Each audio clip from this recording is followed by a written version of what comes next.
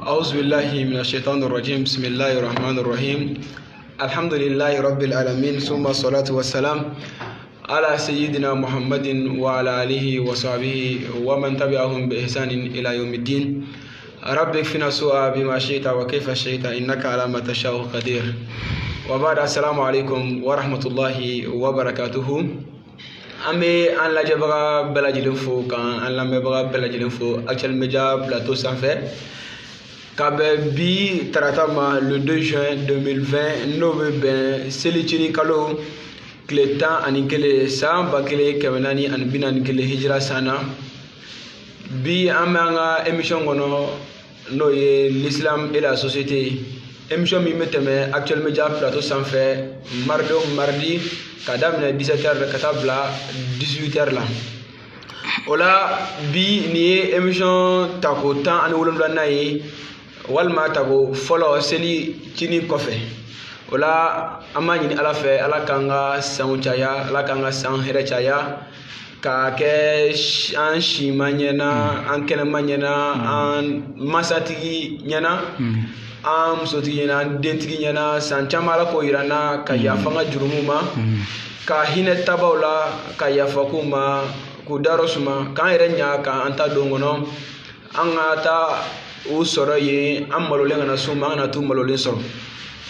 O la bi émission fɛnɛ ye spécial ye, an kɛlen don ka wele bila an ka karamɔgɔ min ma, an ka alimami min ma,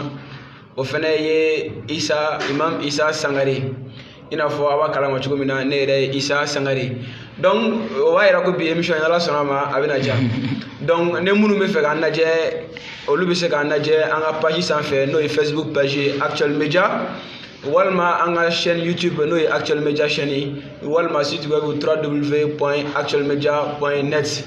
Bi an ye wele bila an ka imam ma Isa Sangare. A bɛna kuma an ye jumɛn kan bi, o ye fɛn jumɛn n'an kan k'o faamu, silamɛ kan ka fɛn jumɛn faamu, silamɛ kan ka kɛ cogo di sunkalo kɔfɛ.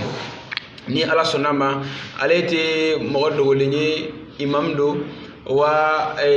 kalanden fɛnɛ don, karamɔgɔ fɛnɛ don. Donc an ye wele bila ale de ma bi, n'Ala sɔnna ma a bɛna a da don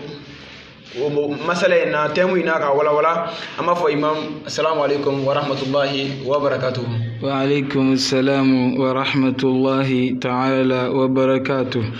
Imam yanga wele jaabi a diyara n ye kosɛbɛ. Alhamdulillah. Voilà, foli kan fɔlɔ jumɛn b'i bolo ani kuma dafa kuma an ye min fɔ e yɛrɛ kan, donc ni dɔwɛrɛ bɛ yen ka fɔ i bɛ se k'o fɔ, an bɛ don an ka thème kɔnɔ. Baasi t'a la. Alhamdulillah azza min qa'il wa la in shakartum la azidannakum. Naam. An bɛ Ala subhanahu wa ta'ala tanu la. Ka Ala tanu masa min y'a nɔgɔya ye, an ka seli an ɲɛ la, ka gintanw giri, ka masɔrɔ an ka maa dɔw bɛ yen olu tɛ ɲɛnɛmaya la, dɔw yɛrɛ fɛnɛ b'a kɛ u degulen don, olu ma bɔ seli gintan, olu tɛ foyi dɔn a la. An bɛ Ala tanu, Ala min y'o yira an na. Seli ɲuman tɛmɛna, ka tila ka Ala tanu, Ala min b'a la k'a fɔ ne a ye a kɔ ye baw la. Sabula bibina ni y'a jateminɛ Ala subhanahu wa ta'ala ye seli yira anw na, mais maa caman bɛ yen nɔ k'a fɔ n'an'u jɛra ka seli caman kɛ mais an'u ma tɛmɛlen kɛ, ka Ala tanu o yeli la. Ala ko n'an y'ale Ala subhanahu wa ta'ala tanu hɛrɛ dɔ la, nɛɛma dɔ la k'a y'o kan kan k'a b'o jidi de. Tuma an b'a fɔ Ala ka seli caman yira an na, k'a yira an sitigi la, k'a yira an kɛnɛyatigi la, k'a yira an mabɔw la, k'a yira an diinɛtigi la. An bɛ Ala subhanahu wa ta'ala deli Ala ka bɛnsɛma d'an ma an ka baara la. Inshallah Ala tanunen kɔfɛ ka foli belebeleba k'a ladi n dɛmɛbaaw ma Ala subhanahu wa ta'ala jati kama. N'i ko dɛmɛ dɔrɔn Ustaz Isa, maaw bɛ dɛmɛ miiri k'a kɛ i n'a fɔ ɲɛnɛmaya fɛn dɔ ye, o tɛ. Ala ko dɛmɛ, maa minnu y'an lamɔ kabini an fitiniw, ka kuranɛw don an kunna diyagoyanifin na, n'i m'a ta i ni gɛlɛya. Jaja u bɛ ka don dɔ nɔgɔya fɛnɛ de labɛn, k'olu fo dɛ, maa minnu cɛsiri an ka kalan na, k'u cɛsiri an faw ka nafakatu dilen kɔfɛ, ka anw mara ni Ala ɲɛsiranya ye, f'an ka taa kuranɛ bɛɛ lajɛlen ta an kunna, ka hadisaw ta ka fara u kan, ka livre caman ta ka fara u kan, yaasa an ka bi don in n'a ɲɔgɔn bɛɛ an ka kɛ nafa ye bunadamaden tɔw ye, pour être utile aux autres. An b'olu fo. O la foli belebeleba a bɛ di lamɛnbagaw ma ani ka plateau sibaw Actuel Media sanfɛ. Foli belebeleba tuguni k'o di yɛrɛ ma. I y'an wele a diyara n ye, a bonyana an ma. Alhamdulillah. o foli diyara n ye yalima i bɛ se ka dakuruɲɛ 2 fɔ i yɛrɛ kan i ka kalan taabolo la walima i ka baara taabolo la an ka don kuma kɔnɔ. Baasi t'o la Isa. Ni an ko k'an bɛ dakuruɲɛ 2 fɔ an b'a daminɛ hayatu yɛrɛ daminɛw la. Kosɛbɛ. Bon ɲɛnɛmaya kɔni maa si tɛ se k'a fɔ ko kabini Ala y'i dan k'i ma gɛlɛya i ma nɔgɔya ye. Bon an ka ɲɛnɛmaya kalan yɛrɛ bɛɛ lajɛlen daminɛ san 9 tɛmɛlen kɔfɛ an fa yɛrɛ ka madrasaso la n'o ye madrasatu Hamza o ye Sogonikɔ. Bon an ye 4e année kɛ yen 2006 ka bɔ yen nɔ ka taa kana jigila kuranɛ durusiyɔrɔ la ka kuranɛ kalan yen Usaz Walmudir Mohamed Balo a bɛ kana jigila bi madrasat Mus'ab bin Umair an ye tafizu kɛ yen kabini 2006 fo ka taa bila 2011 an ye sahadaw sɔrɔ ka takhriju kɛ ka bɔ yen bon ka sɔrɔ ka taa Yakub Sibi ka yɔrɔ la Markazi Salam ka taa san 2 kɛ yen fɛnɛ ka 8e kɛ yen n nana segin tuguni ka 9e kɛ Hamza la 9e kɛlen kɔfɛ ka taa Tuba ka taa kalan kɛ san 2 kalan k'o kɛ Mamoud Jabira bolo ka sɔrɔ ka b'o la ka na lycée kɛ Al Musafa Sanogo la donc an ye 10e ni fɛnw kɛ yen ten o cogo la ka sɔrɔ sisan bi an bɛ flash la aw yɛrɛ an kɔrɔkɛw ye donc an bɛ Ala tanu alhamdulillah alimamiyaw fɛnɛ nana don a senkɔrɔ bagi sɔrɔlen kɔfɛ misiri dɔ jɔra faso ka na masjid Rawda ne ni kɔrɔkɛ ne yɛrɛ tɛ imam ratibi ale de ye imam ratibi walladhi yusalli bin nas donc ale de bɛ seli ni mɔgɔ mais n'ale tɛ yen an sugulalen don a la donc comme diinɛ kanu yɛrɛ kama an ye tɔgɔ in ta ka d'an yɛrɛ la sinon an ka martaba tɛ alimamiya ye voilà inshallah alhamdulillah an lajɛbagaw ye faamuya caman sɔrɔ Usaz yɛrɛ ka ɲɛnamaya la a ka kalan kɛ taabolo la o tɛmɛnen kɔfɛ an bɛ don an ka thème kɔnɔ directement n'o ye fɛn mun kan ka faamu sunkalo kɔfɛ o la imam ne mɔgɔ min ɲininka yalima sunkalo yalima a bɛ nɔ bila société la wa yalima sunkalo a bɛ jouer société kan wa alhamdulillah Usaz Isa Ala k'an bɛɛ sɔn amin ani cɛ ka diinɛ laseli la n'a ɲɛɲini na sabula n'i tun b'a ɲɛɲini i yɛrɛ tun tɛ k'a lase ba n bɛ Ala tanu la Isa sunkalo yɛrɛ Ala subhanahu wa taala ye a ma sunkalo a ma danfɛnw ka ca dɛ mais a m'a di danfɛn wɛrɛ ma a y'a di jɔnw ma bunahadamadenw a yɛrɛ b'a fɔ a ka kumakan na ya ayyuhalladhina amanu ya aw maa minnu ko k'a fɔ k'aw limaniyara Ala subhanahu wa taala ma Ala ma nidaw kɛ a ma kule a ma weleweleda ka bila ni bagan ye a m'a bila ni kulu ye a m'a bila ni fiɲɛ ye a m'a bila ni ji ye a ko aw maa minnu ko k'aw limaniyara Ala subhanahu wa taala jati ma o ye bunahadamadenw de maa minnu bɛ seli ka sun silamɛya jɔsen 5 dafalen don minnu ka ɲɛnamaya la Ala subhanahu wa taala bɛ ka weleweleda kan kɛ ni anw ni n'a mɛn adamaden sigiyɔrɔ de don n'a mɛn sigiyɔrɔ société fɛnɛ de don français kan na donc Ala kan bɛ anw yɛrɛ de ma ça cela veut dire que Ala yɛrɛ bɛ k'i adresser an yɛrɛ ka société kɔnɔ sigili la kutiba alaykumus siyam sunkalo sɛbɛnna aw kan kama kutiba alal ladhina min qablikum i n'a fɔ a wajibiyara maa kan sunkalo wajibiyara aw kan i n'a fɔ a wajibiyara maa kan ka tɛmɛ aw ɲɛ maa minnu fɛnɛ tun bɛ sigiyɔrɔ dɔw fɛnɛ la awɔ n'i ko k'i b'a tadakhulu k'a la i b'a ye k'a fɔ mɔgɔ minnu tun bɛ yen nɔ ka kɔrɔ o ye maa minnu tun bɛ sigiyɔrɔ dɔw la donc sunkalo an pere m'a daminɛ wa n'i ye sunkalo est ce que a bɛ yɛlɛmali kɛ société kɔnɔ wa walima a bɛ jouer société kan sunkalo bɛ na ni avantage ba de sunkalo ko bɛɛ ye hɛrɛ ye sunkalo ko bɛɛ lajɛlen hɛrɛ ye a bɛ na ni hɛrɛ de ye société kɔnɔna la i n'a fɔ kelen kelen n'an y'a ta an b'a fɔ les phénomènes sociaux adawahir al-ijtimaiya n'i y'a ta k'a lajɛ sunkalo bɛ na jogo juguya minnu bɛ ka kɛ jogo juguyaba minnu bɛ ka kɛ kɛnɛ kan n'a dɔnnen don ne dɛsɛ bɛ ka k'a la hali ni mɔgɔ kuma i fɛ i t'a dabila mais Ala subhanahu wa taala ka yamaruya sunkalo belebele in kosɔn est ce que o jogo ninnu maa caman yɛlɛmali tɛ k'u la walima dɔ tɛ b'u la i n'a fɔ tel que an yɛrɛ ka nkalontigɛw tel que an ka barolangolow tel que an ka bɔbɔbɔliw ka taa yɔrɔ la yɔrɔ minnu b'a la k'a fɔ ni Ala y'u tagali haramiya anw kan ni sunkalo sera i b'i yɛrɛ minɛ tafsirikɛyɔrɔ tagaw de bɛ caya zikiriw de bɛ caya kuranɛ lamɛnw de bɛ caya sun baro a n'a hadisa laseliw de bɛ caya misiriw kɔnɔna la jajaw b'a yira k'a fɔ anna ramadan yata'athar tamaman ala al-mujtama o b'o de yira anw na wa o bɛɛ lajɛlen t'a bannen dɛ o y'a ka yɛlɛma dɔ ye taqaddumu b'a la fil mujtama a tɛ se mujtamaw kan dɛ i yɛrɛ ka fɔcogo la taqaddum de b'a la taqaddumu b'a la o de ye k'a fɔ hali jagokɛlaw olu bɛɛ lajɛlen ka hakɛw bɛ sunkalo kɔnɔna la i n'a fɔ ni sunkalo nana sugaro de bɛ marché ka caya an fɛ yen ni sunkalo nana tamaro de bɛ marché an fɛ yen ka caya suntigɛfɛnw jiw fo ka taa se kangaliba ninnu ma bon ninnu bɛɛ lajɛlen de ye fɛn ye ni Ala subhanahu wa taala y'u kolo anw ye a m'u kolo dabaw ye bon ninnu bɛ kolo anw ye mais olu fana ka juguman yɔrɔ a bɛ caya wagati min na a n'a tigiw bɛ nafa sɔrɔ a la wagati min na o bɛ kɛ sunkalo de kɔnɔna la bon u bɛ sunkalo u bɛ société fana u bɛ hali a bilise giriya Ala subhanahu wa taala ka hinɛ fɛnw ka ca ka ɲɛsin an ma vraiment sunkalo ka attéger musamaw kan sara filanan dɔ fana b'a la o de ye k'a fɔ waqiyan mun bɛ ka kɛ an kumadɔ de kan mais est ce que danbaga dɔ t'an na wa an bɛ dɔ de ka mara kɔnɔna la o ye Alahu ye wa ne maa min fana b'a la k'a fɔ ko sunkalo e bɔ nin jogo jugu ninnu na a ma je e yɛrɛ ka ɲɛnɛmaya kan ko sara belebele b'i ye Ala subhanahu wa taala e ka sunkalo dafalen su e ka su ma kɛ kɔngɔ lamunu f'u ye e ka su ma kɛ kulo lamunu f'u ye e ka su ma kɛ fɛn wɛrɛ ye o tɛ dɔ wɛrɛ koyi n'i sunna ka kɔngɔ munu mais Ala ko fɛn minnu an ka yɔrɔ ma janya ka bɔ o ma e min yɔrɔ ma janya ka bɔ olu ma e ka sunkalo ma k'i ye nin a ye yɛlɛma don i ka famille kɔnɔna la a ye yɛlɛma don i la société kɔnɔna la maa wɛrɛw fana yɛrɛ bɛ e lajɛ n'o o baara kelen ninnu ye ka tila ka e taqlidiya k'e ladege n'o o baara ninnu ye i n'a fɔ i ka misilatagaw i n'a fɔ i ka tiɲɛfɔw i n'a fɔ i ka yɛrɛminɛw sunkalo kɔnɔna la k'i nege minɛ ka s'i nege la su bɛ nin bɛɛ lajɛlen kɛ buna adamaden na bon jaja ajiriya yɛrɛ la hali sara la Ala subhanahu wa taala yɔrɔ ni sara belebele bɛ sunkalo sunbagaw ye société fɛnɛ kɔnɔna la inshallah Ala ka fama ko ɲuman da a faamuyara kosɛbɛ imam an b'a ye k'a fɔ société a bɛ influence kɛ sunkalo a bɛ influence kɛ société kan a bɛ nɔ bila a la ni a nana société yɛrɛ fɛn caman bɛ changer ɲumanyaw bɛ caya hɛrɛw bɛ caya kɔnɔna na donc sɔrɔw fɛnɛ bɛ yiriwa kɔnɔna na hali kuma dɔ la ni dɔw b'o kɛ gɛlɛya fɛnɛ ye donc o bɛɛ tɛmɛnen kɔfɛ ka bɔ yen sara fɛnɛ bɛ sɔrɔ a la saraba bɛ sɔrɔ a la Ala yɔrɔ an ye faamuya caman sɔrɔ a la n'o tɛmɛna ka bɔ yen imam e bɛ se ka jumɛn fɔ an ɲɛna sunkalo yɛrɛ kun jumɛn de la a wajibiyara mɔgɔw kan alhamdulillah Isa Allah subhanahu wa taala tɛ foyi kɛ gansan kosɛbɛ لولا تركنا الله سبحانه وتعالى في هذه الدنيا بلا صيام أو بلا رمضان jaabi kun bɛ kɛ cogo di bunadamadenw bolo Ala k'an dan san bɛɛ lajɛlen na e tɛ sun tile kelen i m'a wajibiya i yɛrɛ kan Ala fɛnɛ m'a kɛ jagoya ye i kan Ayisa a fɔ dumuni n'i mira jama mifɛnw a anuwaru a nɔninaw a n'a furuw k'i miiri olu la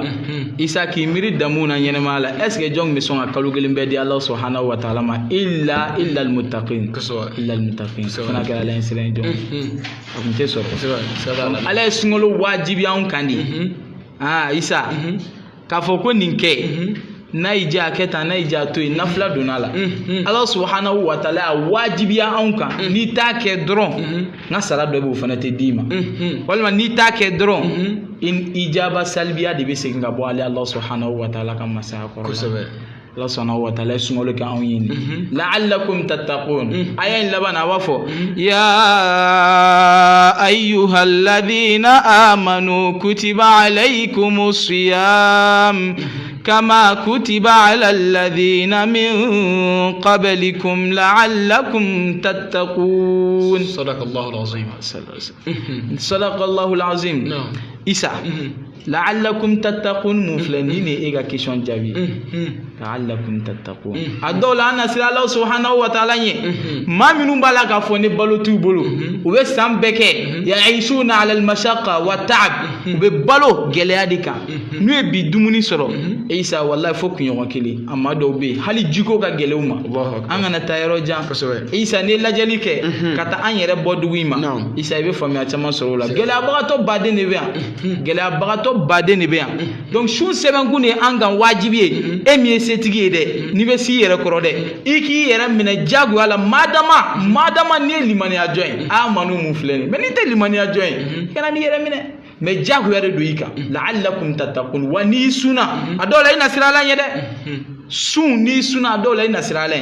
ina sirala chogodi ina sirala yi ga dala kuma wala ni bisa a bɛ f'i ye i b'a mɛn wajilu la sunkalo kɔnɔna la ko ka sun ka tila ka t'i ta kɛ maakɔrɔfɔ ye ko alikiyama jɔr'u na que est ce que k'o sunbagatɔ dɔw baraji b'olu y'u ka sun ye wa maa min bɛ sun ka tile bɛɛ ban kumalankolonfɔw la nɛni kirikɛlafɔw la isa est ce que n'olu ka sun barajiba bɛ sɔrɔ a la Ala subhanahu wa taala ye sunbagatɔ ka baraji min fɔ est ce que o bɛ sɔrɔ a la yɛrɛ bolo o tɛ sɔrɔ a la wa la'allakum tattaqun mun filɛ i ni yɛrɛ minɛ ka bɔ nin ma i ni yɛrɛ minɛ ka bɔ malangoloyaw ma i ni yɛrɛ minɛ ka bɔ kɔniyako ma anil fahsha'i wal munkar k'i yɛrɛ minɛ ka bɔ baarajugu ma ka sɔrɔ a se b'i ye isa k'i yɛrɛ minɛ ka bɔ haramnako ma wal batil ani kolangolo ko kɔni Allah subhanahu wa taala ye ko minnu kɔn i b'i yɛrɛ minɛ ka bɔ nin ma ni sunkalo kɛra ni ka sunkalo kɛra tan jamana bɛ fɔ de k'i ka sunkalo nana yasa i na se Allah subhanahu wa taala ye wa sunkalo bɛ ban yɔrɔ min na e ka tahajudu e ka qiyamu e ka kuranɛ kalanw i b'a ye k'a fɔ ninnu minɛ e nafa kosɛbɛ a bɛ nɔba de bila i la n'o kɛra an m'a ye k'a fɔ vraiment Allah subhanahu wa taala ye sunkalo jigi kun min na e y'a sɔrɔ ni sunkalo n'a ye dɔ fara i ka Ala sira in kan a ma dɔ bɔ i la sunkalo kɔfɛ i ka dumi i ka Ala batu kan isa o la an m'a dɔn ka fɔ ko sunkalo nana Ala sira in kama ko tiɲɛ yɛrɛ la Allah subhanahu wa taala ye garisɛgɛ don a la sunkalo kɔfɛ Ala sira in b'a Ala k'an y'o la Ala k'an garisɛgɛ sallallahu alaihi wasallam o la an b'a ye k'a fɔ sunkalo ni sɛbɛnkun bɛ a la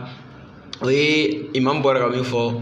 o ye taqwallahi Ala ɲɛsiran ye Ala ɲɛsiran ye cogo di sunkalo de bɛ kɛ sababu ye ka don i ni Ala kotaw cɛ ka don i ni Ala sɔsɔw cɛ donc i n'a fɔ an bɛna se a ma cogo min na donc n'o e sera ka o kun sunkalo kɔnɔna na donc i yɛrɛ halala ka jɛ olu kɔ i ye balo min ɲini i ye ji mun ɲini i furumuso i ka ja bɛɛ lajɛlen ka jɛ o bɛɛ lajɛlen kɔ donc ni e sera k'o kɛ dɔrɔn sun kɔfɛ sunkalo kɔfɛ e kan ka se ka to o sira in fɛnɛ kan Ala k'a faamuyali ko ɲuman d'an ma o kɔfɛ silamɛ a bɛ sunkalo fara ɲɔgɔn kan cogo di silamɛ bɛ sunkalo bilasira cogo di isa alhamdulillah wafaqana Allah wa iyyakum amin wa isa mu'min ɲuman yɛrɛ bara ni ye bara dɔ daminɛ Allah subhanahu wa ta'ala liwajhi llahi khalisa i bara dɔ daminɛ daminɛ man k'i jɔrɔ kosɛbɛ camancɛ yɛrɛ man k'i jɔrɔ wa laban de kan k'i jɔrɔ siga foyi t'a la laban wa n'i ye sunkalo tile 10 fɔlɔ sun ka tile 10 filanan sun tile 10 sabanan ni Allah subhanahu wa ta'ala ye alabato don e garisɛgɛ la i kan ka jɔrɔ ni min ka Allah subhanahu wa ta'ala de deli est ce que sunkalo mun filɛ nin n'an faratɔ filɛ nin a la an ye bato min k'a kɔnɔ ka kɔngɔ lamunu k'a kɔnɔ tile 30 k'an yɛrɛ minɛ ka bɔ fɛn bɛɛ lajɛlen ma ko kɔnɛw ma Ala ko fɛn o fɛn man ɲi kabini sɔgɔma an bɛ sun de daminɛ hatta ila ghurubi shams fo ka taa se tile binni ma a bin yɔrɔ la k'o bɛɛ lajɛlen bɛna kɛ fu ye est ce que sara b'a la wa sara t'a la mun ɲuman kan ka jɔrɔ ni nin sunkalo laban in na k'i tɛgɛ jan Allah subhanahu wa taala ye k'e ye sun kɛbaga ye k'Allah subhanahu wa taala minɛbaga ye k'e ye saraka dibaga ye k'Allah subhanahu wa taala y'a minɛbaga ye k'e ye kuranɛw kalanbaga ye sunkalo kɔnɔ k'Allah subhanahu wa taala y'a minɛbaga ye k'e ye su ɲɛna e bɛ si ɲɛ la su kɔnɔ su tan laban na k'Allah subhanahu wa taala y'a minɛbaga ye i ka safu witiri seliw k'i tɛgɛ jan Allah subhanahu wa taala ye ka jɔrɔ sunkalo tile 10 laban kɔnɔna la n'a kɔfɛ ka jɔrɔ est ce que ne ye bato minnu kɛ ka kɔngɔ la minnu kɛ Ala y'u minɛ wa ne ye duwawu minnu kɛ Ala y'u jaabi wa est ce que an bɛna ye san wɛrɛ ta yebaw la ka jɔrɔ ni nin ye an filɛ nin an y'a tigɛ cogo min na an y'a sun cogo min na a kɔfɛ an ye gintanw kɛ cogo min na est ce que san wɛrɛ an bɛna ye nin jamaw la silamɛ ɲuman bɛɛ lajɛlen ka sunkalo fara cogo kan ka kɛ tan nin ka jɔrɔ k'i tɛgɛ jan Allah subhanahu wa taala ye mantonw ye k'i tɛgɛ jan Allah subhanahu wa taala i yɛrɛ ye e ye ɲuman min kɛ min as-sadaqat wal ihsan e ye ɲuman min kɛ min ita'i zakat wan nafaqat e ni ɲuman minnu kɛ ka jɔrɔ ni ne ka hami ka daga tashi n'u ye ne y'a kɛbaga ye dɛ ne ye n yɛrɛ minɛbaga ye ne ye jogo ɲuman ɲinibaga ye mais Allah subhanahu wa taala de y'a dibaga ye ne y'a kɛbaga ye mais Allah subhanahu wa taala de y'a sara sɛbɛbaga ye i kan ka jɔrɔ nin de la ka jɔrɔ ka tashi est ce que san wɛrɛ i bɛna ye wa walima i tɛna ye wa ne nin kɛra tiɲɛ yɛrɛ la i ka sunkalo e y'i hakili to a la wa i jɔn to a la wa caman Allah subhanahu wa taala a bɛ sara d'i ma parce que i sabalila Allah subhanahu wa taala kɔrɔ ka sabali a ka yamarakanw kɔrɔ n'i sabalila i ye ɲuman kɛ Allah subhanahu wa ta'ala ko di kuranɛ kɔnɔ inna Allah la yudi'u ajra al-muhsinin Allah subhanahu wa ta'ala a b'olu sara dume ni tigata la i yɛrɛ bɛ baara min na ɲuman dɔ don i bɛ baara min na ɲuman dɔ don Allah k'i sara dume kuma bɛɛ Allah kana an sara nɔgɔya amin amin Allah ka dugawu minɛ donc an bɛ an lajɛbaga bɛɛ lajɛlen fo k'a fɔ halisa an b'an ka émission de kɔnɔ n'o ye l'islam et la société ye min bɛ tɛmɛ Actuel Media plateau sanfɛ mardi au mardi entre 17h et 18h bi mɔgɔ min b'an bolo o ye Imam Isa Sangare ye an bɛ ka kuma sunkalo kɔfɛ fɛn jumɛn de kan ka faamuya fɛn jumɛn kan ka kɛ donc a bɔra k'a fɔ cogo min na sisan silamɛ kan ka sunkalo fara ɲɔgɔn cogo di i kan ka sunkalo fara ɲɔgɔnya de k'a sɔrɔ a nege b'i la k'a sɔrɔ a nege b'i la k'a sɔrɔ i jɔrɔlen don yalima e ye bato minnu k'a kɔnɔ olu minɛna wa o ma minɛ Imam y'a fɔ cogo min na a bɛ hakili jigin dɔnnibagaw yɛrɛ b'a fɔ k'a fɔ ko baara kɛli o ko o jɔrɔ ko o man jugu dɛ fo baara yɛrɛ a minɛni yalima ne ye baara min kɛ a minɛna o wala a ma minɛ ko silamɛ ɲuman kan ka jɔrɔ o de la kosɛbɛ ka tɛmɛ hali baara yɛrɛ kɛli kan donc fɛnba don fo baara in a ka kɛ a kɛcogo la i ka sɔrɔ k'i jigi da a minɛli kan o kɔfɛ ka Ala deli fɛnɛ Ala ka na sunkalo wɛrɛ yira ne la Ala ka sunkalo caman yira i la ka d'a kan ni sunkalo tɛmɛna dɔrɔn a ɲɔgɔnna wɛrɛ tɛ san kɔnɔ donc ale fɛnɛ de kalo min n'a hɛrɛ ka bon tɔnɔ caman b'a kɔnɔna na donc Ala ka faamuyali ko ɲuman d'an ma o kɔfɛ Imam an bɛ segin ka na question wɛrɛ ma tuguni o jumɛn seli cini kalo in na yalima alabato bɛ yen min ne fusamaciya b'a la n'a nafa ka bon wa alhamdulillah Isa Ala k'an bɛɛ sɔn ma an ka fɔtaw n'an ka lamɛnbagaw n'an ka lajɛtaw Ala k'an bɛɛ sɔn ma hakili ni n'a bɛɛ lajɛlen Isa ni seliceni kalo mun filɛ nin an bolo awɔ fɛnw b'a la k'a fɔ n'an wulila n'u ye a kɔnɔna la caman na Allah subhanahu wa ta'ala bɛ sara de d'an ma sara min b'a la k'a fɔ n'an ma segin n'a ye kɔnteli t'a ban jateminɛ yɛrɛ t'a ban parce que e bɛ fɛn min kɔnte i ɲɛ b'a la de Ala ka sara o dogolen de don o dogolen de don wa Isa ni kalo mun filɛ nin ni kalo belebele ye Shawwali kalo ɲuman o de kan ka caya ni kalo kɔnɔ ɲɔgɔn tasi minɛ o de kan ka caya ni kalo kɔnɔ jigiya ne jigiya kalo de jigiya kalo dɛ ni m'a sɔrɔ bɛɛ lajɛlen ka limaniya bɔrɔ falen don wa an ka limaniya bɔrɔ falen don cogo min na wa a bɔrɔ ka teli ka vide o cogo la donc an ka hakili to a la parce que don kelen b'a la don kelen b'a la k'a fɔ n'o ye fitina don ye dɛ Ala y'a k'an ye ɲumanya don ye k'a kɛ anw ye fɛnɛ tiɲɛni don ye ne maa min ni a don in n'a y'i kun minɛ a don a bɛ se ka balo n'a yɛrɛ kɔfɛla fo semaine kelen kuma caman n'o y'an ka seliw y'an bolo n'i ye ɲumankɛla ye a bɛ k'i ye tasi ye selidenni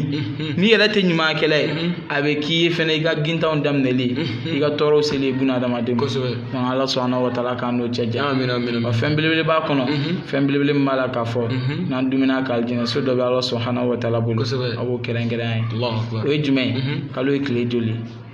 kalo ye tile 30 tile 29 yala alhamdulillah bon nin kalo in kɔnɔna la i kana bɛɛ sunɛ k'i jija i ka tile 6 Ala kira ka yamaruya kan kɔnɔ k'i jija i ka sunkalo tuguɲɔgɔnya ni tile 6 ye ni sunkalo tuguɲɔgɔnya ni tile 6 ye a caman na ko Allah subhanahu wa ta'ala b'i garisɛgɛ sundonaw olu ka garisɛgɛ la a b'i garisɛgɛ sundonaw olu place la a b'i garisɛgɛ sundonaw olu martaba la a b'i garisɛgɛ sundonaw olu ka daraja la wa a bɛ sɛbɛn fɛnɛ k'i ye ɲumanya dɔ kɛ n'i ye ɲumanya kelen kɛ silamɛya la a bɛ sara i ye tan na kama yaqulu Allah subhanahu wa ta'ala fi qawli man jaa bil hasanati falahu ashru amthaliha donc ni maa min nana ni ɲumanya kelen ye diinɛ la Allah subhanahu wa ta'ala b'a sara i ye 10 hadisa yɛrɛ la Ala kira b'a fɔ ko ka yɛlɛ 70 ka yɛlɛ ko dan t'a la maa si tɛ ɲumankɛla sara da dɔn donc n'i y'o kɛ ni tile 6 sun ni sunkalo kɔnɔ ka sunkalo bilasira k'a tuguɲɔgɔnya ni tile 6 ye k'a caman na i na sunbaw ka daraja sɔrɔ Ala subhanahu wa ta'ala b'i kanto an ma a ko hadisul qudusi la Ala kira nɛn kan b'i kanto a b'a fɔ ko ɲumankɛla bɛɛ lajɛlen sara dɔnnen don fo n'a bɔra sundonaw la k'olu sara bɛ Allah subhanahu wa ta'ala de bolo wa ale de b'u sara ni daraja ye daraja min b'a la k'a fɔ ne ale Allah subhanahu wa ta'ala ja a bɛ tila k'a fɔ inna fil jannati baban yuqalu lahu ar-rayyan yadkhulu fihi as-saimun fa idha dakhalu ughliqa falam yadkhul minhum ahad abadan Ala kira b'i kanto an ma a ko da dɔ bɛ aljinɛ so da aljinɛ kɔnɔna la k'u b'a wele ko arrayan ɲumankɛla yɛrɛ fɛnɛ tɛ don yen wa jugumankɛla tɛ don yen fɛn o fɛn n'i b'a dɔn ka fɔ hali n'i y'a kɛ n'a b'i daraja lase limaniya ma k'olu si tɛ don yen o yɔrɔ in kɛrɛnkɛrɛnlen don maa dɔw de sunkɛlaw k'olu de ka so ye ko n'olu donna yɔrɔ in da bɛ tugu n'a datugura ko maa si tɛ don ka far'u kan ye wa i k'i jija i ka tile wɔɔrɔ i ka wuli i ka sun n'i kun y'a sun ka kɔrɔ falilahi alhamdu i bɛ garisɛgɛ ni baraji na n'a kɛra Ala subhanahu wa ta'ala kama n'i yɛrɛ fɛnɛ kun m'a sun émission in lajɛlen kɔfɛ a lamɛnlen kɔfɛ k'i k'i jija i k'i ka tile wɔɔrɔ i k'a sun i ka sunkalo bilasira yasa i ka darajaba sɔrɔ i ka saraba sɔrɔ Ala subhanahu wa ta'ala yɔrɔ Ala ka don an garisɛgɛ la amin amin amin Ala ka faamuyali ko ɲuman d'an ma imam bɔra ka min fɔ sisan ka tile wɔɔrɔ sun selicinin kalo la an bɛ a fɔ mɔgɔw ye k'a fɔ Ala kira ka kumakan de don alayhi salatu wassalam k'a fɔ ko ni mɔgɔ min i ye sunkalo sun ka tile wɔɔrɔ to a la k'a bɛ k'i n'a fɔ mɔgɔ min ye san sun k'a bɛ k'i n'a fɔ mɔgɔ min ye san sun san kelen k'o baraji bɛ d'i ma munna dɔnnibagaw yɛrɛ nana o fɔ ko yɛrɛ tɛ yɔrɔ jan ko ye k'an yɛrɛ bɛ se ka calcul dɔ kɛ an b'a ye k'a fɔ c'est clair et net et c'est logique aussi o ye jumɛn k'a fɔ ko n'i ye baara ɲuman kelen kɛ silamɛya la o bɛ sara 10 de i n'a fɔ imam b'a fɔ cogo min na donc n'i ye kalo kelen sun an bɔra ka kalo kelen sun sisan o bɛ sara joli o bɛ sara kalo 10 donc kalo 10 sɔrɔla ka ban donc ko n'i ye tile wɔɔrɔ sun tile wɔɔrɔ o bɛ sara joli o bɛ kɛ tile 60 ye n'o kɛra tile 60 ye kalo joli o ye kalo 2 ye kalo 2 n'i y'o fara kalo 10 kan o bɛ kɛ kalo 12 kalo 12 o bɛ bɛn san kelen ma Allahu akbar donc o ye dɔnnibagaw yɛrɛ ye calcul min k'a la k'a fɔ san kelen baraji k'i bɛ sɔn k'o de sɔrɔ k'a bɛ i n'a fɔ i ye san kelen sun donc imam i ye bɔra ka o min fɔ sisan fɛnba don mɔgɔw k'u hakili to a la ka d'a kan fɛn ninnu promo ko de don quoi mɔgɔ si tɛ sɔn Orange, Malitel, Telecel, fɛn wɛrɛ promo ka taa k'i to cogo min na nin fana ye silamɛya promo de kana sɔn ka taa k'i to voilà ne nin kalo banna dɔrɔn i b'a ye o ye promo in bannen donc i bɛ fɛn bɛɛ de kɛ pour que i ka se ka kɛ mɔgɔ la mɔgɔ min bɛ nin don quoi Ala k'a faamuyali ko ɲuman d'an ma imam n'an bɔra yen tuguni halisa an bɛ mɔgɔw fo u ka lajɛli la k'a fɔ an bɛ émission kɔnɔna na sisan an bɛ se yɔrɔ min ma o ye silamɛ yɛrɛ silamɛ kan ka kɛ cogo di de sunkalo kɔfɛ silamɛ lahala sunkalo kɔfɛ na Ala ka faamuyali ko ɲuman amin amin Ala k'an lahalaw ɲa amin kunadiya kɔfɛ kunangoya Ala k'an kisi amin amin amin kunadiya kɔfɛ kunangoya Ala k'an kisi amin amin amin sɔrɔ kɔfɛ kɔli Ala k'an kisi amin amin amin Ayisa ni duwawu in kɛ kun de i ka nin kuma in ye Allahu akbar silamɛ ka sunkalo bɛɛ ban lahala ɲumanw na lahalaya min b'a la k'a fɔ ni saraw b'u la n'i ye yɛrɛ a ye i yɛrɛ bɛ nisɔndiya o kɔfɛ ko ka tila ka taa laban lahalaya jugu la fo ɲininkali ka taa k'o la ko silamɛ kan ka taa kɛ cogo di est ce que ɲininkali yɛrɛ kan ka kɛ nin na wa wa nin ye kunadiya kɔfɛ kunangoya de o la n y'a duwawu kɛ sɔrɔ kɔfɛ kɔli mun filɛ nin ye Ala k'an kisi a ma baraji sɔrɔlen kɔfɛ k'i bolo tanya i ka baraji la pewu Allahu akbar Ala k'an kisi Ala k'an kisi amin amin Isa sunkalo silamɛ ɲuman i n'a fɔ an da sera a ma cogo min sunkalo nana Ala ye siran ye n'a y'a don i la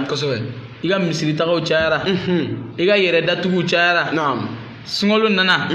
a ye dɔ fara i ka Ala ye siran ye baaraw kan i ka ɲumanya kɛliw kan sunkalo nana a ye dɔ fara i ka sinjitugu kan sunkalo nana a ye dɔ fara i ka nafakatubɔ kan sunkalo nana a ye dɔ fara i ka jowdu kan i ka cɛsiri sunkalo ye dɔ fara a kan Isa ni Ala tan ne wa nin tɛ Ala tan ne ba ye cɛsiri bɛɛ lajɛlen n'a sara de don cɛsiri bɛɛ lajɛlen n'a sara foyi t'a la sunkalo nana a ye dɔ fara e ka cɛsiriw baaraw kan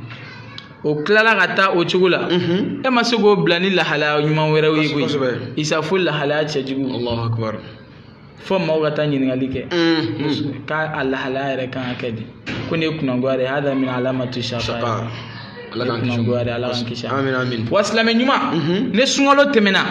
i ye labɛn minnu sabati sunkalo kɔnɔ Ala ye sinɛ na tahajuduw la safu witiriw la sunw na kɔngɔmuɲu na cɛnfɔw la jogo ɲumanw la kuranɛ lamɛnw la kuranɛ kalanw na ne sunkalo banna e kan ka ninnu kɛ de dawamiya de k'a dume i ka jɔrɔ n'a ko laban ye sunkalo banna dɛ sunkalo nana ne sunkalo nana ten ka don i kan e ye jogo dɔ ta sunkalo kɔnɔna la k'a fɔ jogo mun t'i la n'o ye jogo ɲuman ye sunkalo ka ban e ka tila k'o jogo bila Isa tabar munafiqan bila shak e be jateri na fo silamɛ tiɲɛnikɛbaga nafigi de tiɲɛnikɛla ye parce que ala kira bɛ jogo minnu fɔ jogo ba minnu fɔ ko ne silamɛ nafigi ta k'a jate minɛ k'o jogo ninnu b'a la isa e k'a jate minɛ ayatul munafiq thalathun idha hadatha kadhaba wa idha wa'ada akhlafa wa idha tumina khana ila ruta Allah subhanahu wa ta'ala dɛ k'i bɛ sunkalo sun e ŋani y'a siriya ye ko ala sini mina sun ila ruta ye ka tila ko o bilasira o kɔfɛ e ka tila ka lahalaya jugu ta ala ka kɔnta ka waso mɛlɛkɛw la ke n ka jɔnw filɛ nin u bɛ ka sun dugumakolo kɔ kan aw mun ko k'u tɛna ne tanu aw mun ko k'u tɛna ne batu u filɛ nin u bɛ ka sun dɛ karisa yɛrɛ den filɛ karisa yɛrɛ den filɛ nin u filɛ nin kuranɛ kalanyɔrɔ la u tɔgɔ bɛ ka taa mɛlɛkɛbaw bɛ k'u tɔgɔ ta ka taa n'u ye sanfɛ mɛlɛkɛw bɛ taa fɔ ala karisa tun bɛ nin yɔrɔ la karisa tun bɛ nin yɔrɔ la k'ali min yɛrɛ bɛ tɛmɛ o bɛ kunna wolo ni aw ka o kɛnɛsigi ninnu ye o kɔfɛ e ka tila ka na lahalaya jugu ta o kɔfɛ e ka tila ka na yɔrɔ kuntanw na ko o bɛɛ lajɛlen kɔfɛ e ka tila ka na ye malanwulaw la isa e layidu e y'a tiɲɛ wa e m'a tiɲɛ wa i ka munafiya filɛ nin y'a dalilu de wa idha tumina khana ala dalila ka kuleni ye k'i wele ko y'aw mɔgɔ min ko k'aw limana la ala k'i wele k'i ta k'i bila ɲumankɛlaw cɛla ala dalila dɛ e de ko sumtu lirrahmani sawma mais su ala subhanahu wa ta'ala ka n yɛrɛ minɛ ka bɔ ko bɛɛ lajɛlen ma tile kɔnɔna e tilala ka nin lahalaya ka yira ala subhanahu wa ta'ala ka yira buna adamadenw na sunkalo tɛmɛlen kɔfɛ mɔgɔw y'i minɛ ni danaya min k'i bila minɛn min kɔnɔ ni isa tellement nin danaya in tiɲɛna ni amana in tiɲɛna wa idha tumina khana teni ma tiɲɛna isa an yɛrɛ an ka mɔgɔ an bɛ kuma dɔ de fɔ nin ka silamɛya ta kun ye sunkalo de koyi wa an k'an sigi an k'a lajɛ salo an ye ɲɔgɔn kɛ wa sunkalo bɛ ban sisan a bɛ hijabu bila wa sunkalo bɛ ban sisan a b'a ka barisotagaw daminɛ wa sunkalo bɛ ban sisan a b'a ka nkalontigɛw daminɛ a b'a ka faniniw daminɛ a b'a ka baniniw daminɛ a b'a ka seli somew daminɛ a b'a ka tɛgɛmangɛlɛya daminɛ a b'i banbɔ misiri la pewu ka jamana seli bɛɛ lajɛlen to yen isa ala cɛ ni mumin ɲuman lahalaya seli kɔfɛ sunkalo tɛmɛlen kɔfɛ sunkalo kana k'e jidi ala ye sira in na k'i jidi jɔli la ka kuranɛw jigin e k'i yɛrɛ minɛ ala subhanahu wa ta'ala ye i bɛ kuranɛw kalan i bɛ tiɲɛw f'a ye isa k'i yɛrɛ minɛ ka bɔ ko bɛɛ lajɛlen ma ka tila k'o kɔ laban kɛ nin isa ko b'a laban de bolo al-umuru bi khawatimiha hali baara minnu filɛ nin n'an b'a la cɛsiri minnu filɛ nin n'an b'a la an bɛ ka kɛ bi dɛ mais a bɛɛ lajɛlen b'a laban de bolo wa isa ne nin tiɲɛna sunkalo kɔfɛ e lahalaya ka tiɲɛ e ka segin ka t'i ka jugu kɔniw na isa ale kun kana sun parce que ye munafiki de wa Allah subhanahu wa ta'ala ro munafiki yɛrɛ ka fisa ni kafiri al kafiri ka fisa ni munafiki ka yafu sabula kafiri na ka ɲagataw don jahanama kɔnɔna na mais Allah subhanahu wa ta'ala b'i kanto munafiki ma a b'a wele a b'i kanto a ma a b'a fɔ ka gɛlɛya bi takidan wa takida a b'a fɔ innal munafiqina fi darkil asfali minan nari walan tajida lahum nasira Allahu akbar silamɛ nafigi jugu min dafare la k'i yɛrɛ subahatu kɛ ni silamɛw ye sunkalo kɔnɔna la ka juguw ta jugu minnu b'a la k'a fɔ n'i b'a kɛ de ka adamaden ɲɛlafilɛliw tromper ka tɔgɔ juguya se diinɛ ma k'a lagosi se diinɛ ma i bɛ k'o min kɛ ke e silamɛ nafigi de i yɛrɛ nafigiya jogo kɔnɔ ko n'i ma tubi ka bɔ a la n'i tubira falilahi alhamdu illa alladhina tabu min ba'di dhalika wa aslahu fa inna allaha ghafurur rahim ala bɛ sɔrɔ ka yafa i ma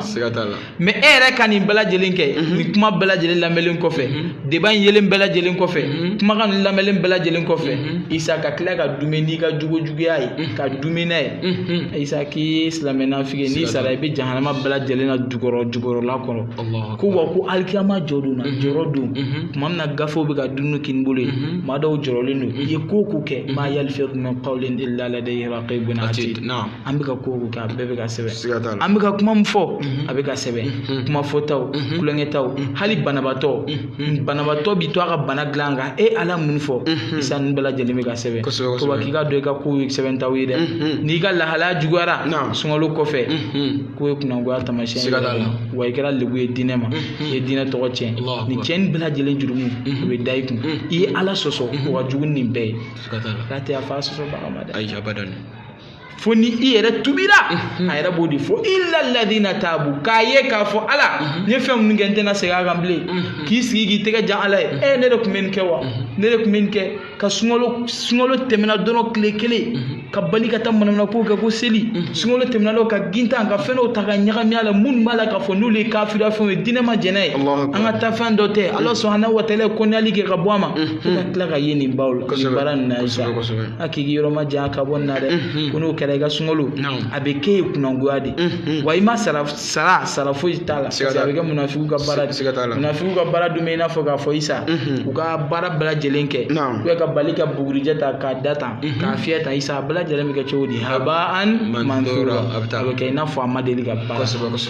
i ye tile 30 min su Isa tile 29 min su Isa a bɛ kɛ i n'a fɔ i kun ma deli ka su wal aqibatu lil muttaqin solo in daminɛli tɛ koyi k'a bilasira sunkalo in daminɛli tɛ koyi k'a bilasira k'i hakili to a kɔ la i ka ɲumanyaw la i ka lahalayaw la wal aqibatu lil muttaqin ala ye sirɛnbaga dama damaw de bɛ sɔn o la ala ko sunkalo nana la'allakum tattaqun Isa ko a dɔw la an na sira la n'ala ye sirɛnbaga tɛ jɔn bɛ sɔn ka sunkalo bannen kɔfɛ Isa k'a fɔ k'i t'i ka malangolo taga yɔrɔ daminɛ sabula fɛn dɔ de tun b'i ka fɛn b'a la k'a fɔ n'i seko t'a la n'i y'a kɛ i bɛ lebu diyagoya de don i k'a kɛ dutigitɔ kɔni tɛna fɔ Isa k'i bɛna ji min kɛnɛmana la ni maloya t'i la ne maloya kɔni t'i la an kan t'i ma plateau kan dɛ parce que ala kira ko idha lam tasahi fasna ma shay fɛn min diya i k'o kɛ i ta t'a la mais maa minnu bɛ maloya an kan m'olu de ma ala yɛrɛ y'i adressé mɔgɔ min na ka sun kuma fɔ limaniya jɔn an kan m'olu de ma olu bɛɛ lajɛlen bɛ maloya nin dara olu bɛɛ b'a dɔn k'a fɔ ko nin ye baara kɔnɔw ye baara min b'a la ka fɔ ni a ma fɔ Isa donc n'i ka sunkalo kɛr'i ye lahalaya changer i kan ka ala tan'o la ala dɔw don i garisɛgɛ la i jija i ka dume i ka kuranɛ kalaw na chaque witiri min filɛ nin ye i ka dume a kan Isa jogo 12 walima 11 don i k'i cɛsiri i ka dumuni kan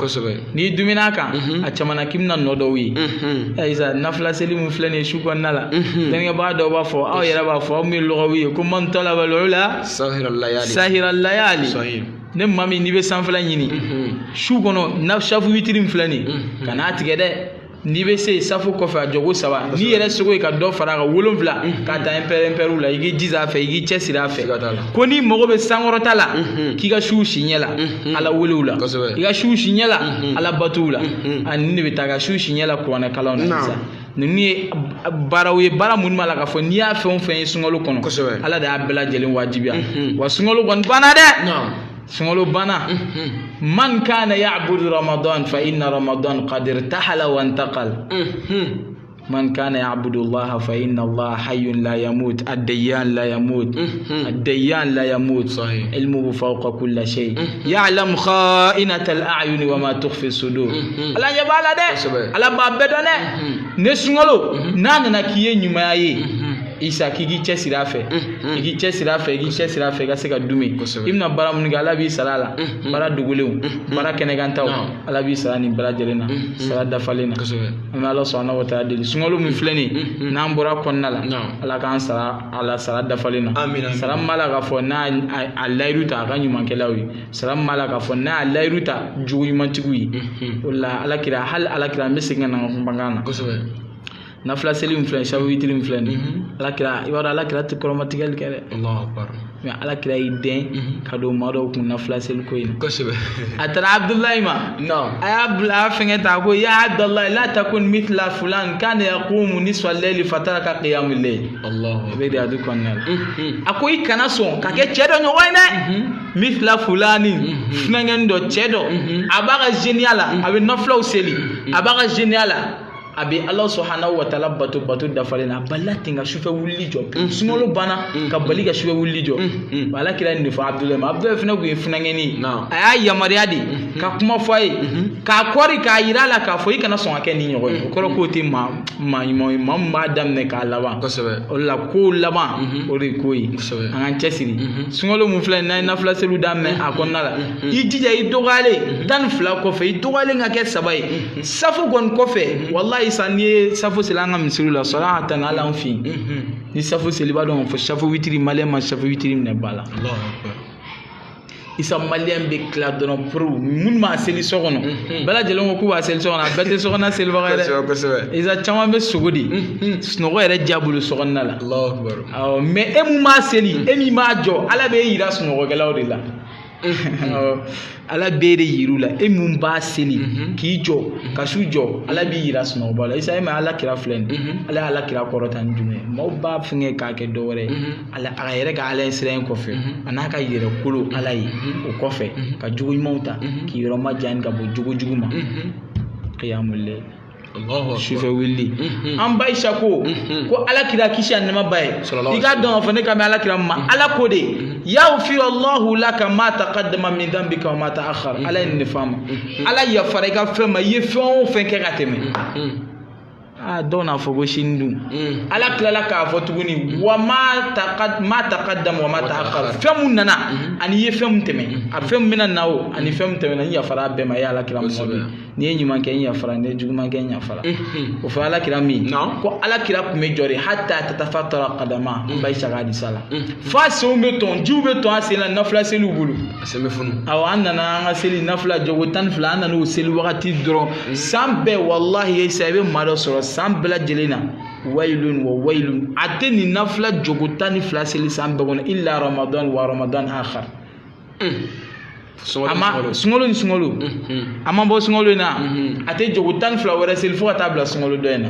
o ma ɲi Isa donc an bɛ mun f'a ye seli na an ka jija an ka dumuniw kan n'an dumuniw kan a b'an yɛrɛ de lahalaya a b'an yɛrɛ de jogo ɲa buna adamadenw bolo maaw b'i ye ni silamɛya u bɛ nisɔndiya i b'o baraji sɔrɔ e yɛrɛ bɛ k'i yɛrɛ kolo Alahu subhanahu wa taala i b'o fana baraji sɔrɔ parce que kuranɛ kala mun fana filɛ nin an ka dumuni kan kuranɛ jigi min filɛ nin n'an m'a kɛ sunkalo kɔnɔ so e yɛrɛ b'a jigi i yɛrɛ o walima i bɛ taa lamɛn tafsiri kɛyɔrɔ la sunkalo mana ban misiri caman bɛ tafsiriw tɛ kɔtigɛ an bɛ jeunes ladi aw minnu tun ye tafsiri lamɛnbaaw ye aw de b'a diya karamɔgɔ bolo dɛ n'i y'a mɛn i bɛ kuma dɔ de bɛ k'i lajɛ donc an ka boli joona an ka taa an ka misiriw kɔnɔna la hali bi an kana bato kɛ sunkalo gansan ye dɛ n'o de fɔ arabukan na ne maa minnu kɔni kɛla k'i ye sunkalo batula de k'e tun bɛ k'i jogo ɲa sunkalo de kɔnɔ k'i yɛrɛ yira buna adamadenw na sunkalo kɔnɔ sunkalo ko in a banna dɛ ɲinan ta kɔni banna ɲinan ta banna pewu an bɛ nin lajɛ i bɛna kɛ cogo min na san wɛrɛ ta o de bɛna an bɛɛ bɛ k'an sigi o de kɔnɔ sunkalo wɛrɛ tɛ ɲinan tɔ la bilen mais ni maa minnu kɛra k'i ye cogo jugu min dabila sunkalo kɔnɔ ala ye sɛnɛ bara mun ni tun bɛ k'a kɛ k'i bɛ k'a kɛ Alahu subhanahu wa taala lillahi azza wa jalla lillahi wahda la sharika la k'i bɛ k'a kɛ o Alahu subhanahu wa taala jati ni ko ala bɛ yen ala tɛ sa dɛ abadan ala bɛ ka jurumuw sɛbɛn e tɛ kumakan foyi fɔ n'o tɛ sɛbɛn sunkalo kɔfɛ e tɛ taa yɔrɔ foyi la kabini yɔrɔ jugu la ne mɛlɛkɛ dɔ t'i kini gosi la gosi la k'a fɔ o bɛ k'o sɛbɛn an ka baara bɛɛ lajɛlen yelen don dɛ Isa wa ala ye masa ye masa min b'a la k'a fɔ hayyun la yamut ale de bɛ lakɛnɛyali kɛ ale de bɛ sew di walladhi adhaka wa abka ale de bɛ dɔ la yɛlɛ ka dɔ la kasi ale de bɛ masaya di ka masaya bosi wa ala b'a ka don na dɛ k'i ka sabali i mana fɔri cogo cogo k'i ka dɔgɔ Alahu subhanahu wa taala ta kɔrɔ donc an k'an jija an ka nin yɔrɔnin bila an kɛrɛfɛ a caman na ni sunkalo banna an na ye ɲumankɛlaw la an na ye an ka ɲuman baara kɛbaaw kuranɛw an ka azikaru an ka jija an ka dumuniw ye nin bɛ fɔ an ye kuma bɛɛ sungun kɔnɔ tɛnɛ o tɛnɛ suni alamisa o alamisa suni sunkalo mana ban i k'i domi a fɛ a caman na Isa n'an ko a caman na ko Ala subhanahu wa taala nana kɛ walima ala kira nana kɛ k'an yamaruya n'a ye ko a bɛ negew tigɛ ko nin ye cɛganaw ka yɔrɔ ye n bɛna fɔ n bɛna don i gasi la walima n t'a dɔn voilà donc ko ala kira bɛna fɔ sisan ko a bɛ kɛ bɔda belebele olu ye donc an cɛsiri su ma ban dɛ ka fɔ sunkalo dɔrɔn ye su ye o tɛ donc an k'an cɛsiri donc an k'an cɛsiri donc ko a bɛ k'an ye hali o negetigɛw ye maa min b'a la ka fɔ k'a fɔ ni ala sɔnna wa taala lajarabi ne tala zuzu ye walima sawa ye ko i ka su minɛ fa innahu lahu bija a bɛ k'i ye yɛrɛ minɛ ye a bɛ k'i ye baraji sɔrɔ ye a bɛ k'i ye kanda sira ye tɛnɛ o tɛnɛ suni alamisa o alamisa suni n'i dumina kan a caman na an bɛ taa se san wɛrɛ sunkalo ma wagati min na e tɛ ji k'i kunkolo kan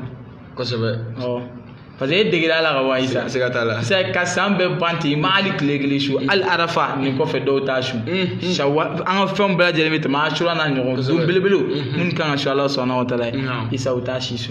fo n'a bɔra sunkalo ani sunkalo la Isa ko ni a ser'o ma e bɛ ji bɔ i kunkolo kan e kɔni a bɛ gɛlɛya parce que i ma dege a la donc an ka cɛsiri ala kira ka sunnaw n'a y'o mun fɔ ala kira ka tagasiraw n'an y'a minɛ a bɛ k'anw yɛrɛ de lafiya ye wa an n'ala kira Muhamɛd kan ka kɛ ten i n'a fɔ ɲɛfɛtɔ a n'a ka bereminɛ la sabula ni dara maa la i bɛ tugu a kɔ anw dara alakira Muhamadu la an dara fɛn na a nana ni fɛn min ye wa an bɛ Ala subahanahu wa taala deli Ala k'o danaya Ala k'a sinsin an dusu Ala k'a sinsin an dusu wa n'i dara o fɛnɛ la siga foyi t'a la i ye kan na jɔn ye parce que n'i dara alakira Muhamadu la ka tugu a kɔ Ala subahanahu wa taala b'i kan hɔrɔnya siga si t'a la fiyewu alakira kanu yɛrɛ gansan Ala subahanahu wa taala b'i kan t'a ma qul in kuntum tuhibbuna Allaha fattabi'uni yuhibbukum Allah n'i tugu alakira Muhamadu la i tugura Ala subahanahu wa taala parce que alakira Muhamadu a tɛ foyi bɔ a da ko ye nkalon ye n'a ko n k'o donna i b'a sɔrɔ Ala de y'a jigin a kan wa ma yantiqu anil hawa in huwa illa wahyun yuha inna Allah ala qaydi hubbin wa ala qaydi al-islam. Alhamdulillah, Ala k'an bɛɛ sababa ma an bɔra k'a faamuya caman sɔrɔ sisan ustaz ka bilasiralikanw na silamɛ yɛrɛ lahala kan ka kɛ cogo di sunkalo kɔfɛ o la an bɛna se an ka émission kuncɛyɔrɔ ma o la leçon minnu bɛ yen walana minnu bɛ yen darisu minnu bɛ yen an bɛ se k'o sɔrɔ sunkalo kɔnɔ a dɔ ye jumɛn ye sunkalo kɔnɔna na mɔgɔ caman y'a yɛrɛ minɛ ka a da kisi ka bɔ tɔɔrɔli ma ka bɔ mɔgɔ kɔrɔfɔ ma ka bɔ mɔgɔ sogo ɲimi ma donc ni sunkalo banna fɛnɛ i y'o kɛ sunkalo kɔnɔna na a caman i y'a kɛ Ala ɲɛsiranya kama Ala kama i y'a kɛ walima dɔw ta tɛ Ala kama ka da ka kɔngɔ fɛnɛ t'a to mɔgɔ la n'i y'a mɛn i bɛ kuma i bɛ mɔgɔ kɔrɔfɔ de kɛ e yɛrɛ bɛ ka se ka kuma fɔlɔ donc kɔngɔ bɛ ka minɔgɔ b'i kan jagoya b'i da ye donc ni sunkalo banna e fɛnɛ kan ka continuer i man ka i da don mɔgɔ kɔrɔfɔ la bilen ka mɔgɔ tɔɔrɔ bilen i kan ka i ka kow ɲɛɲini i ka baarako ɲɛɲini Ala bato ɲɛɲini a banna i ka mɔgɔw to mɔgɔw lafiya kosɛbɛ o tɛmɛnen kɔfɛ ka bɔ yen ani i kan ka tila ka sunkalo fɛnɛ an bɛ leçon min sɔrɔ sunkalo la tuguni a dɔ ye jumɛn ye o ye ɲɔgɔn dan sunkalo ye ɲɔgɔn dan de ye donc ni ɲɔgɔn dan kɛra sunkalo kɔnɔ a bɛ nafakatu bɔ a bɛ ɲumanyaw kɛ donc sunkalo kɔfɛ fɛnɛ o kan ka continuer de sunkalo kɔfɛ o ɲɔgɔn dan kan ka continuer ka d'a kan n'i ye baara min kɛ i b'o de sɔrɔ sara sɔrɔ dɛ man amila salihan falinafsihi donc n'i ye mun kɛ dɔrɔn i b'o de sɔrɔ mais e ma mun kɛ e tɛ se k'o sɔrɔ dɛ voilà donc an bɛ a lajɛ k'a fɔ tuguni baara k'a fɔ n'i ka baara kɛra k'a ɲɛna dɔnnibagaw ye charte dɔw fɔ a la k'a fɔ n'i ka baara minɛ la k'i b'a dɔn n'olu ye a dɔ ye jumɛn o ye ka ɲumanya tugu ɲuman na i ye sunkalo kɛ e bɛ baara ɲuman kɔnɔna na donc ni sunkalo banna ni e tora o ɲuman in kan dɔrɔn k'a bɛ o b'a yira k'a fɔ ko i ye sunkalo min kɛ ko a minɛ la filanan i ka tila ka kɛ mɔgɔ ɲumanw kanuni i ka k'olu kanubaga ye nka sunkalo tɛmɛnen e ka taa don mɔgɔ jugu de cɛ la mɔgɔ minnu jogo man ɲi donc o b'a yira k'a fɔ e ye sunkalo min kɛ k'a ma minɛ wala an bɛ Ala tanga deli Ala k'an kisi a b'o ma a sabanan dɔ ye jumɛn tuguni o ye ka Ala yafa deli ka caya donc sunkalo banna o bɛɛ la e bɛ Ala yafa deli la o b'a yira vraiment e bɛ e nimisara i ye ko minnu kɛ a tɛmɛ i filila i yɛrɛ b'a dɔn donc nimisara mais sunkalo tɛmɛna dɔrɔn e yɛrɛ ɲinɛna Ala kɔ i tɛ Ala yafa deli bilen foyi donc o b'a yira k'a fɔ e ye baara min kɛ ka ɲɛ a ka tɛmɛ a ma ɲa so n'a ɲɛna dɔrɔn e bɛ Ala a ɲini de dɔrɔn Ala ka yafa i ma dɔrɔn Ala ka yafa i ma kosɛbɛ donc a laban n'o dɔnnibagaw ye min fɔ o ye ka dunuya kan ko n'i ye baara kɛ imam bɔra ka kuma fɔ ko baara bɛɛ ye a laban de baara bɛɛ bɛ a laban de bolo wa Alakira fana b'o fɔ k'a fɔ ko baara jumɛn ka ɲi ko baara min n'a dun bɛ na hali n'i bɛ jogo fila de seli don o don sufɛ e ka dun bɛ o kan o ka fisa mɔgɔ min n'a nisɔndiyara don min na a bɛ wuli ka jogo 100 seli ka kalo kelen a tɛ foyi kɛ donc don wɛrɛ a bɛ wuli ka jogo 200 seli ko mais ko mun bɛ fitinin fixer a yɛrɛ ye ka dun bɛ o kan a t'o bila mɔgɔ si ye k'o de baara suguya ka ɲi donc ni farankan min bɛ imam bolo tuguni a bɛ o fara a kan na alhamdulillah n diyara n ye kosɛbɛ e tɛna kuma i ka Ala wele in yɔrɔ la maaw k'u cɛsiri kosɛbɛ an cɛsiri i n'a fɔ i bɔra ka mun fɔ ko an k'an jija istighfar la sunkalo kɔfɛ Alakira Muhammed Ala ko k'a yafara ma a ka ɲuman kelenw na a ye mun kɛ ka tɛmɛ a n'a bɛna min kɛ Ala yafara ma a bɛɛ la juguman bɛɛ lajɛlen na wala bilitu Alakira kelen Alakira b'a fɔ k'ale bɛ Ala yafa deli tile kɔnɔ siɲɛ 70 walima siɲɛ 100 riwaya wɛrɛw la wa Isa n'i ye Ala subhanahu wa taala n'i y'a yafa deli mun de b'i ye Allah subhanahu wa ta'ala bi kanta ma ko ne ko fa qultu astaghfiru rabbakum innahu kana ghafara ibe ga ya fam fo ko ala ga ya fam ma nga jurumula ay mun ka shambe ko no samura sambina ni sambiduru sambi saba ga funangeni ay ba ko ibe ka jurumu mi ke ala bna ya fi ma bella ko ni tuwira tubibe soran jume istighfar ni duminaka ala wala de flani ala bi dhikrillah tatma'innul qulub ala wala de la dusku me dita ne dusku ye dita isabilla be be ala kan mai mo wala shi dusku mai kan ye shinyogo Allahu akbar dusku mai anga marake chula an dusku mai anga soronyin tawla an dusku mai hala anga batula an dusku mai jamana jotula parce que aman dusku kulu Allah subhanahu wa ta'ala ala wulela ala ga ya fanga jurumu bela jelema na ala ya farima bibi ala kan bawla isa ndi ya farima e kudo kena anti jega nyene ma wero ke ala be laben ka fen wero dima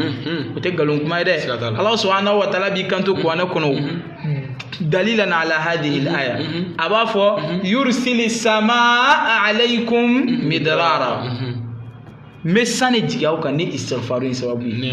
nema chamo yayi donc wala donne ba do ba fo ga fo halni dugu bala ga fo ko dugu jara furu jara ni ga duma safulo ga Allah subhanahu wa ta'ala be sanji jigika Allah subhanahu wa ta'ala nema chama jigika ga femni i mo be fon Allah ba bedi man safulai ga senga bo ala ko tala ka senga bo ala ko tala be kla ga fo ko abe kla ki jidi ni na ko furu chamo e jen here man ko di jen masirima ko labi jidi na bela jeli be kla ki jidi garsege sanmana ko jani mami sungolo temelen ko fe ni dumina astaghfirullah ala ko suma chamombi salatu chamombi ala wule chamombi ko na kala chamombi seli chamombi ibe ala batu don fon fe al iman maratib e ga limana be blaga tienfo do ta ba blaga ani bela jeli bitaka so surtout bi ni ala ake wajibi anka do be sa bela abi seli abi shun abi tienfo ajogo kan abi ko na kala hafizu imam do fem bela jeli ndo ajogo bela jeli mtadafa alila donc ni ala subhanahu wa ta'ala gas wala bi ala tan lega limana fene kera ala wuli da ko fe igi chesuru la ta ko na kala igi chesuru la ta tienfo igi chesuru la iga limana degre bi bla na ika baraka no igi chesira la kira ga sunaga la kira ga tagasiraga a chamana e ya astaghfirullah mu fo ni ngani ami ibi ala ga jonja ila falun chala alka ma jorona Allah subhanahu wa ta'ala bi iga siga sarabala ni joro bala sabula ya ala kira ga kuma kana botu ni ala kira ga kuma kana botu abi ra ki ala kira kan boy chamana bi do aga sona del bala ka ma jorona dumi joro do la kan gasko jama amin la kan ya ala kusma la kan istighfar amin sallallahu alaihi wasallam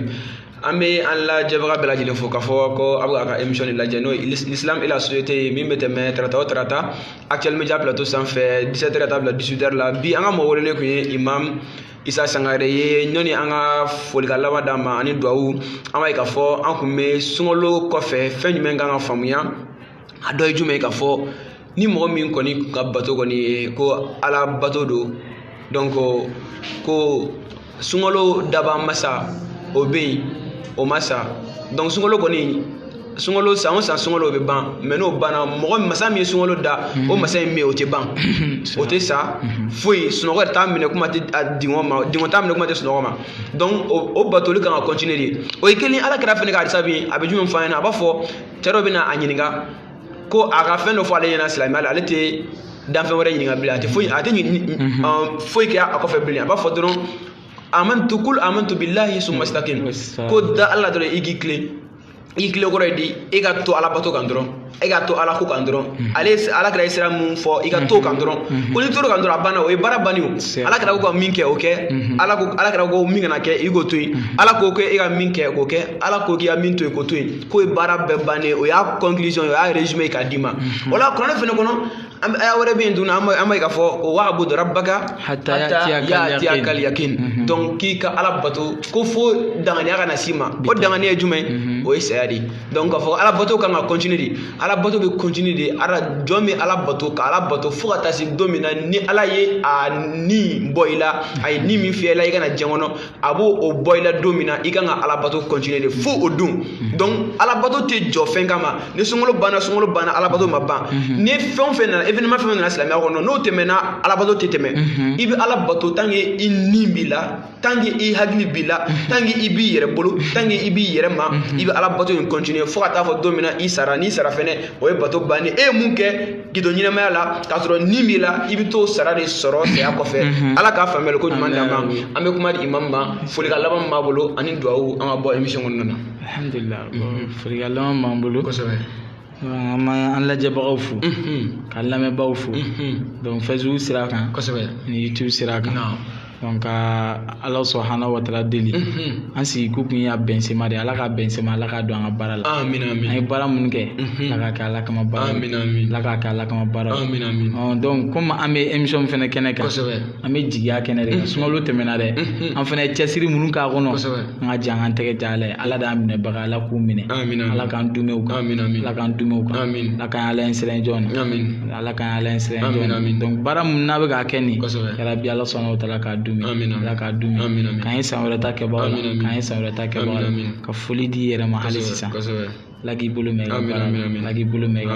ala k'a kɛ ala kama baara ala ka saraba d'an ma nin yɔrɔ in filɛ nin ye a bɛ tan yarabi san'an ka se an siɲɛ wɛrɛ a se bɛ ala de k'a bonya k'a kɛ teliso ye k'an ka laɲiniw bɛɛ lajɛlen sabati ala k'u bɛɛ lajɛlen sabati ala d'o kɛbaga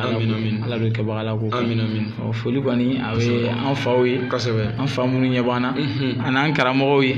an'an ka alimamuw ye an'an ka asatiza ye an'an ka mashayiku ye an'an ka ulamaw ye an ka fukahaw ye ko foli belebele b'u ye isa ka plateau sanfɛ ko an ka foli b'u ye an b'olu de fo k'an masaw bɛɛ don o kɔnɔ ni ko i bɛ dɔ ta a tɔgɔ ma ko ka dɔ fɔ ka dɔ to dun a bɛ kɛ problème ye karamɔgɔw ka ca masaw ka ca teriw ka ca kalanyɔrɔw ka ca aw bɛɛ lajɛlen folen don hali maa min bɛ k'an lajɛ n'an t'a dɔn k'a folen don k'ala k'an bɛɛ don ala kiramantɔ ala k'a fɔ k'ala k'an bɛɛ lajɛlen kan na an ka laɲiniw sabati ko ni cɛw ni baraji ni kun ye filani émission in bi présentateur o ye Isa Sangare ye an y'an ka invité fɛnɛ kun ye Isa Sangare ye an b'a fɔ bɛɛ lajɛlen ye ala ka an ka jamana ala ka kolosuma basigi ala k'o don jamana kɔnɔ jamana ala ka a bila taabolo ɲuman kan maliyɛnw bɛ hɛrɛ sɔrɔ sira min kan ala k'o sira in don jamana kɔnɔ o bɛ na cogo cogo ala kana n'o sira ye hɛrɛ ka don jamana kɔnɔ maliyɛnw ka hɛrɛ sɔrɔ ten donc an b'a ɲini ala fɛ ala k'o sira nɔgɔya an ye o bɛ na cogo cogo ala k'o sira nɔgɔya an ye ala ka jamana basigi ka jamana kolosuma an b'a fɔ a k'an bɛɛ dɔn wɛrɛ assalamu alaikum wa rahmatullahi wa barakatuhu.